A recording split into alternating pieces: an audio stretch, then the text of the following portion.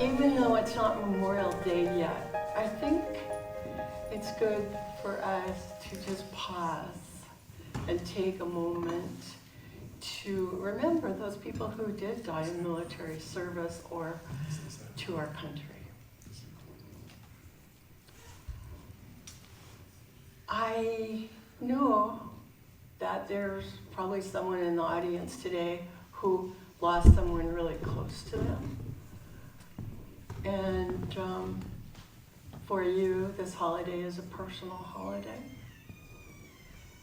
But whether it's really personal or whether it's more general, like for me, it's more of a general holiday, I still want to invite you to join me in what I believe is the most important thing we can do for those who are departed, which is not merely to remember them or honor or thank them, but to actually think of them and send them our love.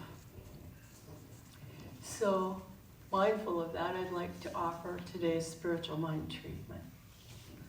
And I invite you to begin with me by first remembering that there is only one thing, that divine mind or spirit, which has created us all, binding us together in the great unity of life, each of us being infinitely unique, yet living in perfect oneness. This is true for us, and it is also true for those who came before us, who have already made their transition into that next stage of livingness. And so I bring them into my mind. I give thanks for everything they gave to us during their lifetimes. And I let my own mind, which is some part of universal mind, fill with gratitude and with love. I let the feeling of love flow out from me towards those who have gone before, in the understanding that love heals all. I let any thoughts of bitterness or loss dissipate and yield to the perfect peace that belongs to us, the perfect peace of love and gratitude and compassion, as I know the truth that each of us is made of love in action. And so I release, I let go, knowing that this is so, declaring that all the lessons and experiences that our predecessors in life gave us are gratefully received.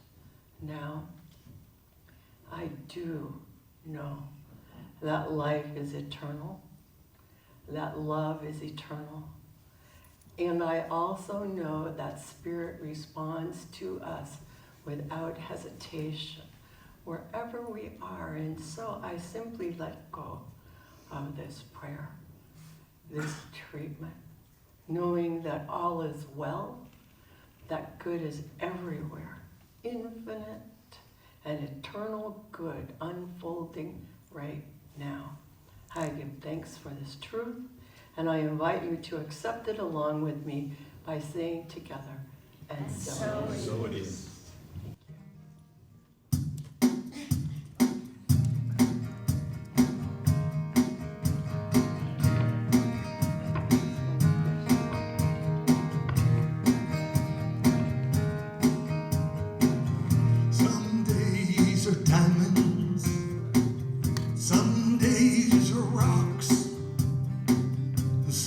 doors are gonna be open.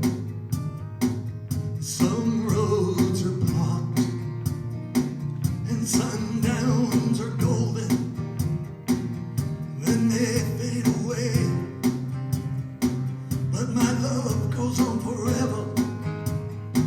I'll be back someday, 'cause you've got a heart so big it could bless this whole town, and I can hold on forever. You know my walls will fall down.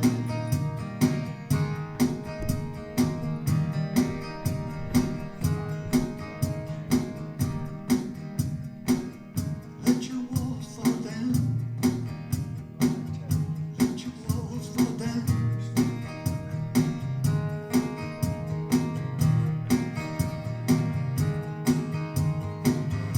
All around your island, there's a barricade. It keeps out the danger. It holds in the pain. And sometimes we're happy, and sometimes we're gonna be sad. Cry, because part of you is ocean, and part of you is sky. Oh, still you've got a heart so big it will bless this whole town, and you can hold on forever, even walls fall down.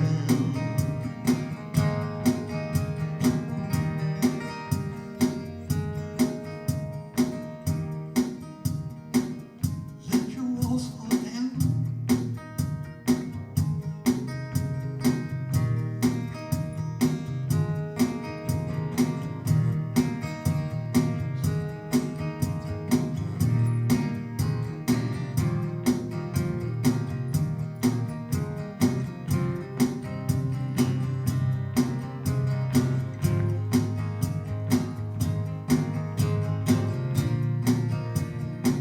You know some things are over, and some things are gonna go on, and part of me you're gonna carry, and part of me is gone. Still we've got hearts so big it'll bless this whole town, and we can hold on forever, even our walls will fall down.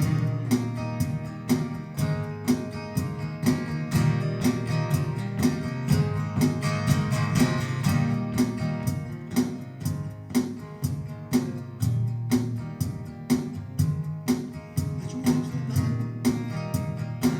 Yeah, let your walls fall down. And all around my island, I built a barricade. Keeps out a little danger, holds in a whole lot of pain. And sometimes I'm lost, and sometimes we're found. But love goes on forever. It'll always be around, 'cause I got a heart so big it's gonna bless this whole town, and I can't hold on forever. My walls will fall down.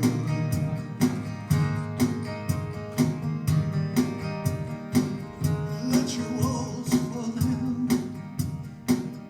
Let your walls fall down.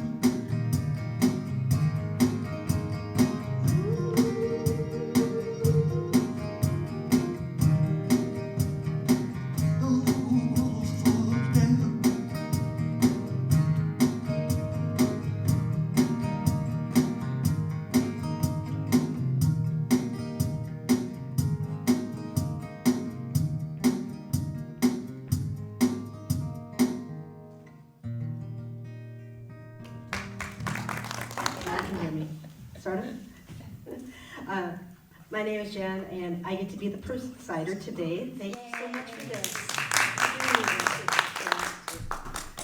To see you from this angle and to enjoy it.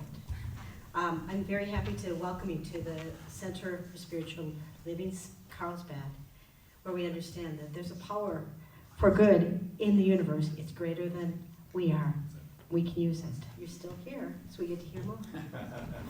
Now I'd like to ask Linda to come up to light our candles this morning as we remind ourselves of the underlying spirit of life and divine unity of all.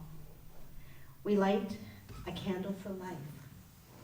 Life is everywhere present, flowing through each and every one of us. There's only one life. That life is God's life. That life is our life now. Please affirm with me. I am life. We light a candle for love. The birth of love happens within each one of us each time we make room for our Christ consciousness in our hearts and we recognize our unity. We are points of love within the heart of God. Please affirm with me. I am love. We light a candle for light. The light of God is the presence and the power. We are always walking in the light. We radiate the light of God wherever we are. Please affirm with me. I am light. We light a candle for beauty. We are made in the likeness and image of God. We are each whole, complete, and beautiful, just as we are. We accept the beauty of God's perfection as our perfection now. Please affirm with me. I am beauty. We light the candle for joy. Joy is the very nature of spirit and the true essence of each of us. We celebrate the joy of our own rebirth in God's consciousness. We each bring joy to the world. Please affirm with me. I am joy. 6, and the 6th one is we light the candle for peace. Today and every day we open our hearts to peace. We are each a center of peace in our world. Please affirm with me, I am peace. I am peace. And finally, I invite you to take a moment to recognize your own inner light that's always shining within as we each honor our own metaphysical path of wholeness, oneness, and mental healing through the practice of universal spiritual principles. Thank you, Linda. And I have a few announcements to share today. Johnny would like to come up first and tell us something interesting. Thank you, Jan. I just wanted to mention that on the 25th of June, we're going to be holding an event. It's a Saturday. It'll be from 3:30 to 5 o'clock. And this is going to be a group mediumship reading. I will be leading a group reading for the congregation, whoever would like to attend, as well as we're going to be reaching out to all of the people that are on our meetup to see who would be interested. This is going to be an opportunity for us to share more information about the center. It will be free with donations, so it will be a fundraiser for the center. This is going to be a great opportunity for people to experience mediumship from a science of mind point of view. We know that spirit is good, and only messages of good and healing come from spirit. And so this will be an opportunity for people to experience this. And Lori would like to come up and just share a little bit of her experience that she's had. Where's it at, John? It's going to be at the Carlsbad Senior Center Auditorium. There's a flyer outside on the table with the address, the date, and the time on it. And we'll make sure that you get that, as well as we'll have more information later. The There's going to be a reception that will follow. We're not going to make that open to the general public. It's going to be for the congregation. There will be a reception that will follow at Morgan's house, and so more information will be coming on that as well. It's the 28th, not the 25th. Oh, sorry, the 28th. Saturday. It's a Saturday, the 28th. Good morning, Reverend Dr. Lori McMacken here, and I want to say that when I heard that Johnny Dunn was a medium, and not only that, he's a protege of James Van Prague, I had to book a session with him right away because my father had passed away. And we had a session on Zoom with my little sister. I just wanted to let you know that Johnny is exceptional, and he's a natural. And I think he is the biggest kept secret. You do not want to miss him. He's a natural talent, and you will walk away feeling filled with love and filled with light.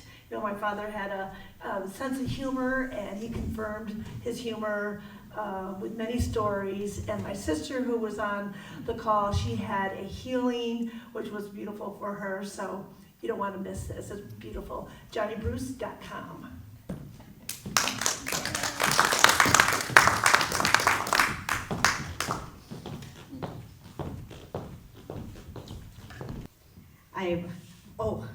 We have good news in that Daryl has been able to get the Sunday services set up for live streaming on our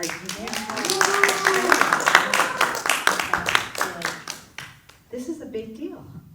So if you know of someone who's unable to attend, they can watch us. I also want to make sure that you mark your calendars for June 8th because we're going to meet and greet for Reverend Dr. Carol Carnes, who recently moved to San Diego. She's going to join our center. And the news is that after her talk, everyone has a chance to have a few moments in fellowship, and she's going to have a mini forum for us. And it's she calls it Ask Anything We Want About Our Teaching. Okay, so have questions. It should be fun. And there'll be more time for Q&A and deep discussion in one of the ideas for enhancing our community experience. And Dr. Carol is excited about taking part. Now I'd like to invite Jim to come up and share today's inspirational reading. That's me. That's you.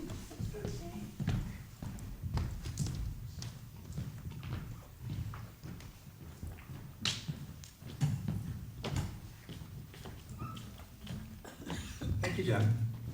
By the way, I go that way because we're live streaming. This is Memorial Day weekend, a time to remember and honor the heroic men and women who gave their lives in service to our nation. And here today, let's also take some time to remember and honor another servant to the greater good, our founder, ErnestHolmes, who devoted his life to serving us spiritually. This is his summary of our teaching called What We Believe, a Declaration of Principles by ErnestHolmes. We believe in God, the living Spirit Almighty, one indestructible, absolute, and self-existent cause. This one manifests itself in and through all creation, but is not absorbed by its creation. The manifest universe is the body of God. It is the logical and necessary outcome of the infinite self-knowingness of God. We believe in the individualization of the Spirit in us, and that all people are individualizations of the one Spirit. We believe in the eternality, the immortality, and the continuity of the individual soul, forever and ever expanding. We believe that heaven is within us, and that we experience it for the degree that we have become conscious of it. We believe the ultimate goal of life to be a complete freedom from all discord of every nature, and that this goal is sure to be attained by all. We believe in the unity of all life and the highest God, and the innermost God is the one God. We believe that God is personal to all who feel this indwelling presence. We believe in the direct revelation of truth through our intuitive and spiritual nature, and that anyone may become a revealer of truth who lives in close contact with the indwelling God. We believe that the universal spirit, which is God, operates through a universal mind, which is the law of God, and that we are surrounded by this creative mind, which receives the direct impress of our thought and acts upon it. We believe in the healing of the sick and control of conditions through the power of this mind. We believe in the eternal goodness, the eternal lovingness, and the eternal givingness of life to all. We believe in our own soul, our own spirit, and our own destiny, for we understand that the life of all is God. And so it is.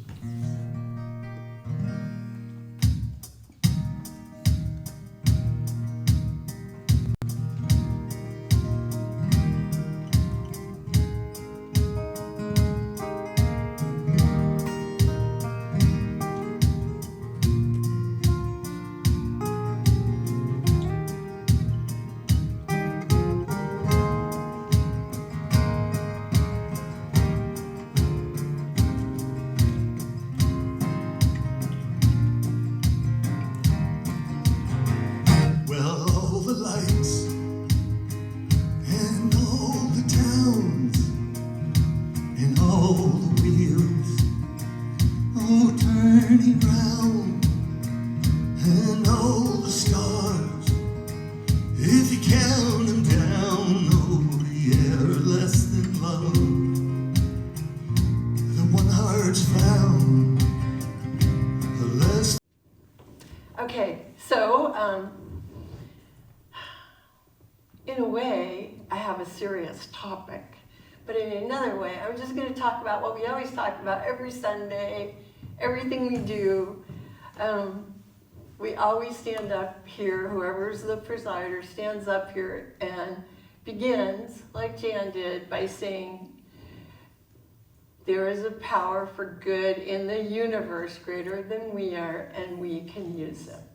We say it so often. It just kind of slips into the background. And you probably take it for granted now when you hear it, it barely registers. Just like you, this is funny, I wrote this. Just like you take for granted that there's coffee in the lobby, but where's the coffee today? It's in the kitchen, okay. You know, it all works. But there's a reason why we do say it every Sunday. It summarizes our entire teaching in one sentence. It's New Thought in a nutshell, so to speak. Now, a few minutes ago, Jim read a list of concepts that ErnestHolmes wrote down when he was asked to summarize what we believe. But where did those ideas come from? What is it that we teach?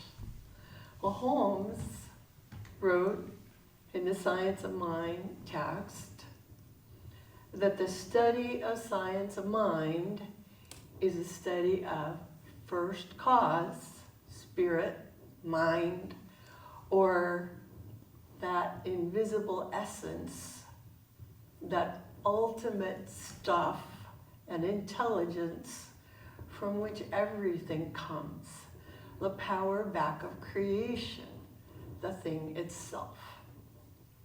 To him, Holmes, it was self-evident that since we exist, there must be something behind our existence.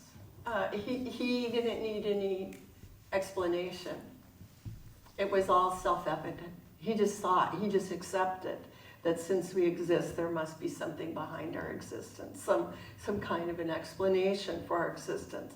And it didn't really matter to him what you called it. So he was willing to call it God, but not with that old-fashioned meaning of a supreme being outside of life or separate from life. You know, the grand puppeteer master. Not that idea of God at all.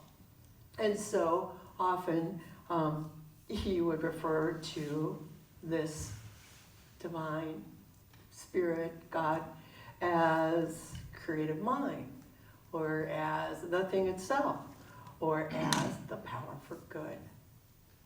Sometimes, especially later, he just called it life, this thing called life. Now, ErnestHolmes, who was the founder of our teaching, was a teacher, and he was a healer, and he said right up front that what we teach has been known and taught by others for millenniums. He spoke of his own work as being kind of like a gold miner, searching through the works of earlier philosophers and other religions to find the veins of truth, the common veins of truth that they held despite their other differences of opinion. Holmes never claimed to be a prophet. He never even claimed to be a mystic, although I think after you study him for a while, you'll say, yeah, he was a mystic too. He simply presented himself like we do here, as being a student, a discoverer, and a teacher of new thought principles as he understood them. So he was born in rural Maine in 1887. That's quite a while ago.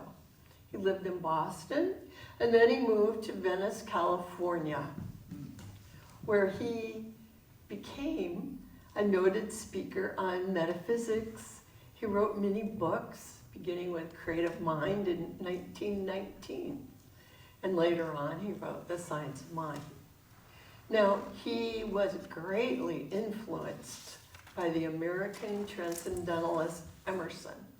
And as Dan said, Dr. Carol Carnes is going to be speaking here starting June 8th.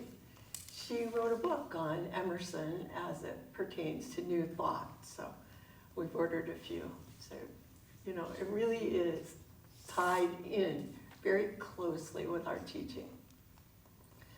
Holmes was originally actually ordained as a divine science minister. So, you know, we do quite a bit of readings and things from divine science. There is a connection there too. So he was ordained in 1917. And then in 1925, he went to New York and he studied with Emma Curtis Hopkins. So he was one of her very last students. And she is the person who had also trained the founders of the Unity Church. Well, it was after his time spent studying with her that he actually sat down and wrote the first version of The Science of Mind, and right away founded the Institute of Religious Science and School of Philosophy, which over the years has gradually evolved into our organization that we now call Centers for Spiritual Living. And Centers for Spiritual Living is part of the broader New Thought movement.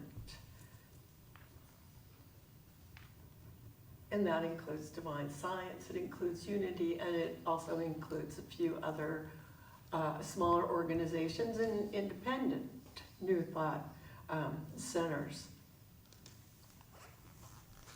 And to a great degree, they teach the same things that we do. That there is only one thing, God or Spirit, and that it is good and good only. Now, when ErnestHolmes would speak or give classes, he would sometimes have over 1,000 people in attendance. And I recommend, if you haven't done so, that you listen to one of his radio shows. You can hear them on the internet or Spotify or iTunes. They're short.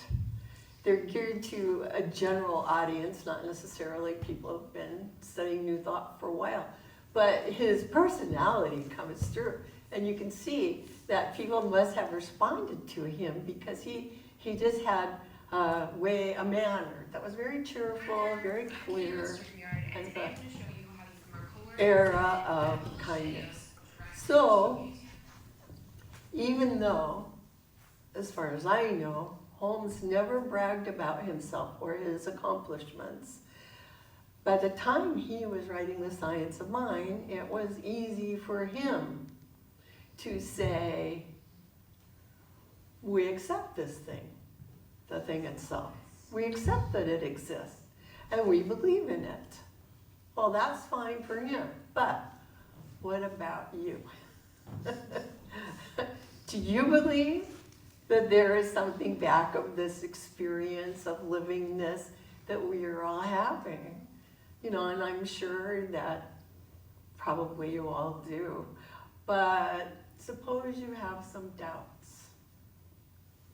Suppose you're not exactly so sure, like Holmes, that you should just accept this idea that there is a spiritual beingness underlying our day-to-day experience.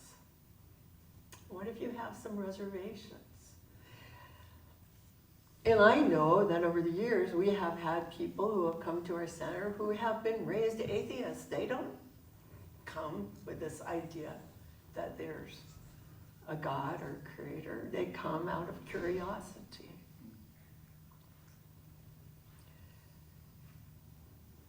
But the thing is, here, we don't expect that anyone just believes what I'm standing up here and saying, or the list that Jim read off, or just accepts everything that has been written by the authors who are now in our bookstore.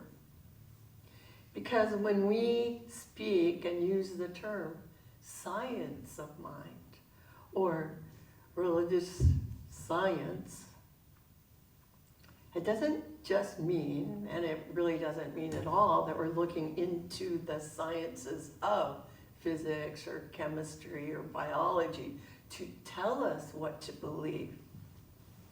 And we like and appreciate the other sciences. But the reason why we use the term science ourselves is that we are advocating and recommending taking a scientific approach to religion. Take a scientific approach to using your mind. Take a scientific approach to the whole study of metaphysics, the study of that which is above, beyond, or behind the spiritual world. Because, as Holmes put it, and I agree, there is nothing supernatural about the study of life or the spiritual life. We should approach it, as Holmes said, normally, happily, willing to accept, glad to experiment, hoping and believing that as the result of our efforts we shall each derive great good, and he means that we will each get great good out of our study when we get a sound understanding of the natural laws of life as they apply to the individual and their relationship to the whole universal scheme of things. He claimed that which seems to us supernatural, after it is thoroughly understood, will be found to be spontaneously natural. So, in examining the nature of spirit, we don't take things on blind faith. We don't want you to take things on blind faith either. Instead, we should use our personal intelligence to follow a scientific or logical method of investigation. Ask questions. Why are things a certain way? Do some research. Gather some facts. Come up with a hypothesis, a possible explanation, and then figure out a way to test whether that's true or false. Come up with an experiment. Try it out. You know, these experiments can be done physically in a material way, and they can also be done through thinking, through a process of logic, you know, kind of following through if things make sense. And then after our time of experimentation, we ought to analyze our results. We ought to make conclusions, and then hopefully we can share it with each other. That's one big reason why we come here on Sunday. How are you doing? How did your week go? Well, the most amazing thing happened. Or I struggled with this. Do you have any suggestions? We communicate, we share our findings with each other, and then we can all, individually or together, move on to our next question. Dig even deeper into the subject. So, I just want to give you a silly example, right?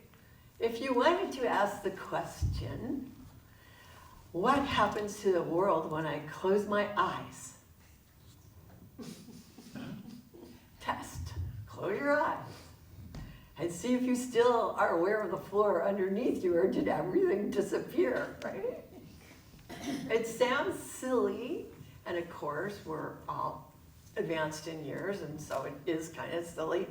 But if you've ever seen a child play peekaboo for the first time, there was a moment, I know, in each one of our lives where we wondered, oh, when I close my eyes, are they still there? And it's so exciting for them when you go, peekaboo, I'm still here. And they'll do it over and over and over again to test it. That's experimentation, and it can be a lot of fun.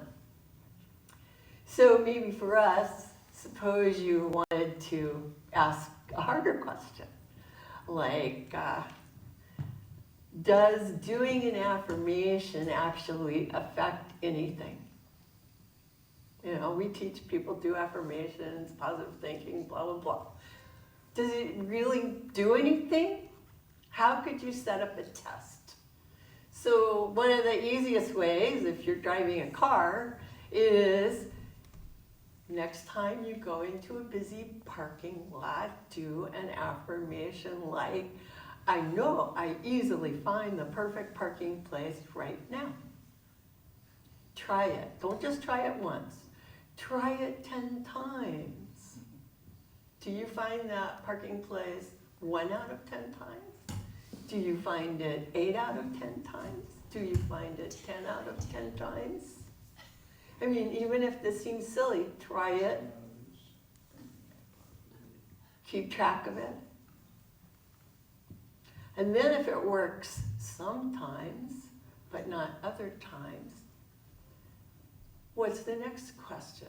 Well, from my own experience, in this particular example, I can tell you it's usually my mood. You know, so if I'm doing an affirmation, I find the perfect right parking place, and it's followed up by, oh my gosh, why did everyone have to have the same idea that I had? Right? A little bit of not happening. So these are things that we can find out by testing it, by paying attention. The whole idea is, when we say we're awakening to our spiritual magnificence, we're also awakening to what's going on. Where are we? What are we doing? What do we want to be doing? Generally speaking, Holmes and other New Thought teachers understood that although it may seem like one person prays and has a result, and another person prays and does not see a result, it isn't because God or this thing itself responds to one person and not to another person. Not what's happening. So, think of it this way. Suppose 2 people each decide they're going to bake a loaf of bread using the same oven. One loaf is delicious, and the other loaf is not delicious. I've made a few of those. Does that mean that the oven played favorites? Did the oven like one person's loaf of bread better than the other person's loaf of bread? No, that wasn't it. The oven didn't play favorites. It probably just meant that one baker had more experience or used fresher ingredients, right? We all know that happens. Or one person, got the yeast that had been in the back of the refrigerator for 3 years and oops, didn't work. Well, God, the thing itself, doesn't play favorites either. It's completely reliable. It isn't a random force. It responds equally to everyone all of the time. The difference in our results is simply because there is a difference in our thinking. Our thoughts are constantly creating the recipe or the mold, the idea that spirit responds to. It responds in accord with our thoughts. And spirit responds with the same harmony and consistency, whether you're thinking, oh my gosh, I woke up this morning and my back hurts so much, I'm going to stay home. Or you wake up and you think, oh, I have a little something in my back, I think I'm going to do some stretching and I'll be great. Spirit responds equally to both thoughts. Okay, that's what's happening today. Spirit always responds with a harmony, a consistency, and a general orderliness. That's why we talk about it acting through a law, through a sense of harmony or dependable. You can count on it.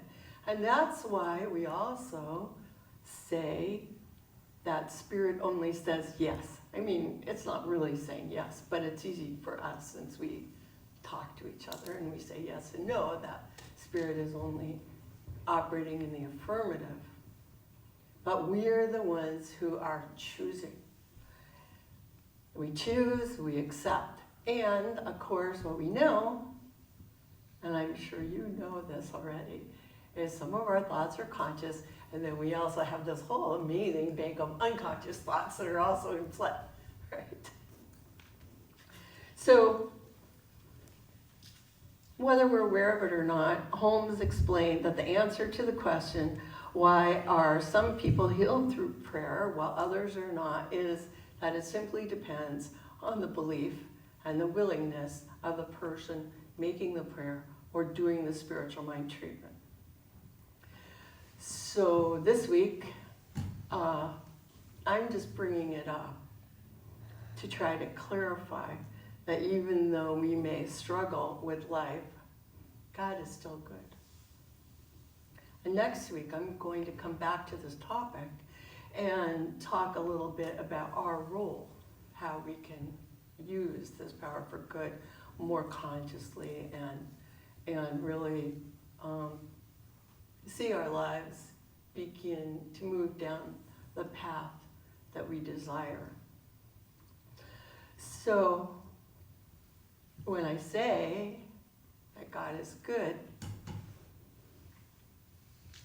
at the same time, at the very same time, unless you're still like 1 week old, you already know and you have had experiences that are not good, right? Well, God is good, but that doesn't mean like everything happening in my life is actually good. And we don't want anyone to gloss over misfortune or to say that this I hear this a lot. Don't fool yourself into thinking that bad stuff happens for a good reason. Yeah, there may be a silver lining, but we don't want to invite having to search for the silver lining all the time. We just want to have good stuff happen as much as possible, because it's not just for us. It's what we bring into the world. That's what we're putting out into the world. So what we're trying to teach is, when something happens that we don't like, that we think is bad or evil or something, let's look at that. Let's figure it out. Let's take a scientific approach and see how we can get back on track. Because we believe not only that God is good, we also believe that there is good for us. And we also believe that we ought to have it. Isn't that what was meant by the biblical phrase, consider the lilies of the field? If life is generous to nature, why on earth wouldn't life be generous to us? Why would we be isolated out to oh yeah, the lilies of the field, they're beautiful, but you humans, nah. No, that's not how it works. Life is always an expansion. We can see it all around us. There's always growth. We've even been told that the physical universe itself is expanding. There appears to be an unending cycle or spiral of life that takes place in the world of nature. And we see that it is amazing, and it looks good, it is good. But what about humanity? What about our long history of humanity? There's a saying that history doesn't really repeat itself, but it rhymes. Like the world of nature, the world of humanity, or the consciousness of the human race, let's call it the shared consciousness of the human race, also seems to follow a rhythmic pattern, ever spiraling onward, in the same way as nature. An unending spiral of life, and it is also something amazing and something good, despite any appearances to the contrary. This spiraling and ongoing expansion of life is constantly demonstrating the power of good firsthand. You just have to open your eyes to it. There really is only one thing. I like to think of it as beingness. We say that this thing creates by becoming. It is never used up in any way. It is never diminished. And it is never separated. So when we call ourselves individualizations of spirit, we're not separate. There's never any loss of connection. We do understand we're not all of spirit, but we are unique and on this wonderful path, which is always unfolding toward the good. The other way that we know that this thing, and this is more of a mental, logical thing that you can work with, or you can study the writings of Thomas Chard. He goes into it a lot, which is the idea that if the thing itself were not good, it would have collapsed. That the nature of it is growth, unfolding, and so if its nature were negative, it would just be, we wouldn't be able to exist. We would devolve into chaos, and it would be over, right? I mean, that's a logical thing that I'm not going to go into more today, because I know how much people enjoyed studying Thomas Chard. I'm not going to make you, I'm not going to go back to the original source on that, but it's good. I recommend it, Just read it aloud. That's my clue. But the thing is, I'm bringing this up because maybe you struggle like I really did when I started studying this teaching. This was like the biggest, like I couldn't accept it, but eventually I worked it out. You know, because you may struggle to admit that there's no power of evil. Because we look out into the world and we see evil things happening. But in every case, the evil happens because we humans are free. We're free to use the power of good for all kinds of stuff. And if we're not thinking clearly, if we don't, you know, we're not what I'd call sensible, we make a lot of mistakes. And some people make mistakes that seem very evil or seem very harmful to others. And the truth is that when we misuse the power of good, there are real consequences. You know, just take War and Peace as an example. Nobody wants war. We want peace. War is like a man-made hurricane ripping through our lives. And the truth is, it's humans that generate war. It's not our creator, it's not nature. And what you find, and this is why it's nice to look back at history over a long span of time and see that eventually humans settled down. We managed to settle our disagreements, and then we find ourselves back at peace. Peace is the natural condition of humanity, and we always revert back to peace. We always revert back to the truth of who we are, spiritual beings, having a human experience in freedom, able to make choices, able to learn lessons, able to learn to express the highest love. There truly is a power for good. And we really do use it. We're always using it. So, in closing, I just want to say, today, this moment right now, is the perfect time to take a scientific approach to building your faith step by step with an open mind, by choosing well, by choosing wisely, and by paying attention to what's going on.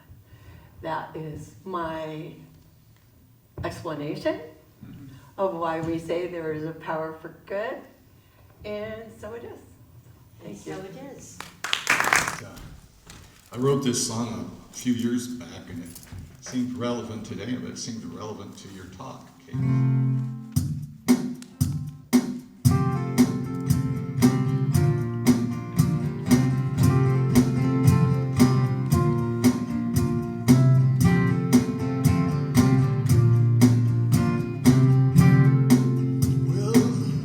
It's all falling apart perfectly. It's all coming apart at the seams, every scheme. For in this time we discover what really matters.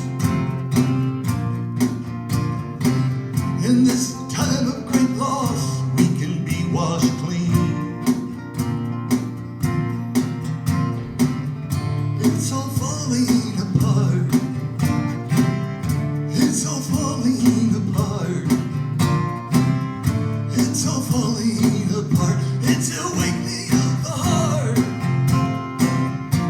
The awakening of your heart. The awakening of our hearts. It's all falling apart perfectly. The realization of us human beings, but what I mean in this time of being so broken open.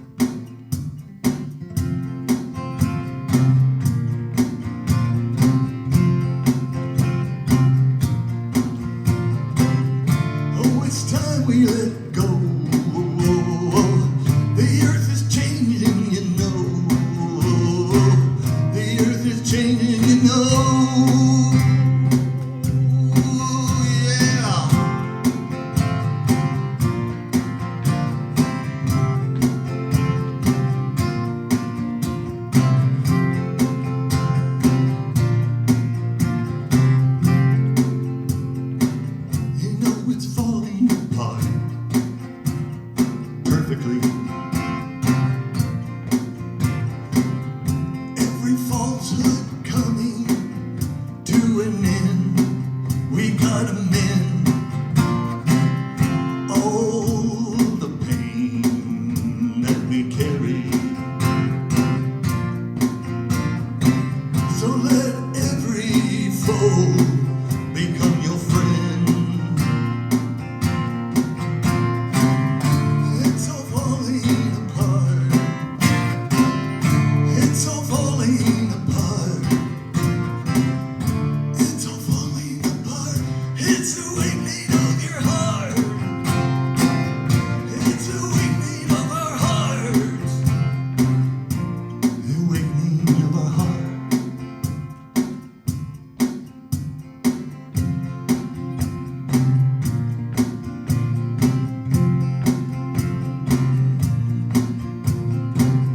You know it's time we let go. The earth needs us, you know. The earth needs us, you know. Yeah. The awakening of the heart. The awakening of our heart.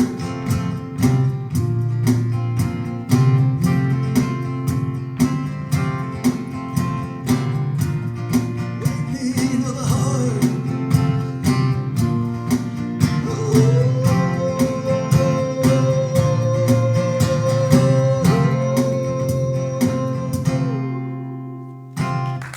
Okay, so it's our time for conscious giving. And if you open your programs and say, please say with me, our little saying, divine love flowing through me blesses and multiplies all that I have, all that I am, and all that I give.